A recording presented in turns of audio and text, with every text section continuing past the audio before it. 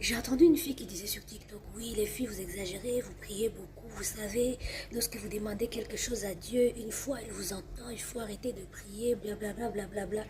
Je vais te dire, mademoiselle, on ne prie pas seulement pour demander des choses à Dieu, c'est peut-être pour ça que tu penses que tes camarades prient beaucoup trop. On prie pour passer du temps dans la présence de Dieu. Voilà. Quand on aime vraiment Dieu, notre prière dépasse le demander.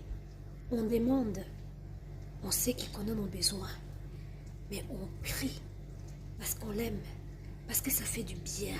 Il y a des vitamines quand tu pries. Ça détend les nerfs, ça guérit, ça cicatrise les plaies, ça donne la force, ça donne de l'énergie, ça remonte le moral, ça donne des stratégies. Dieu te parle quand tu passes du temps dans sa présence. Donc moi, je ne sais pas c'est quel genre de ministère décourager les autres comme ça. La prière ne pourrit jamais. Dieu fait les réserves de nos prières. Il réserve. Tu sais, si un jour tu es dans un lit d'hôpital et que tu ne sais plus prier, Dieu ira puiser dans les prières que tu as faites auparavant pour envoyer ses anges pour te venir en aide. Donc arrête de décourager les autres. Mon frère, ma soeur, prie. La prière ne pourrit pas. Il y a des prières que tu as faites quand tu étais bébé. Dieu, il va encore te répondre. Il peut encore te répondre. Il peut encore t'exaucer. Il y a des prières que tu as faites, tu as oublié il y a longtemps. Dieu n'a pas oublié.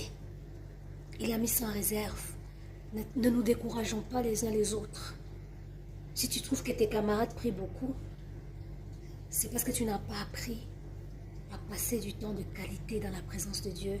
Je t'encourage à passer du temps dans la présence de Dieu. Tu peux commencer par louer. Si tu n'as plus d'idées, tu peux parler en langue. Il y a plein de choses à faire, lire la Bible. Il y a plein de choses à faire dans la présence de Dieu. Ça va? Allez, bisous, bye.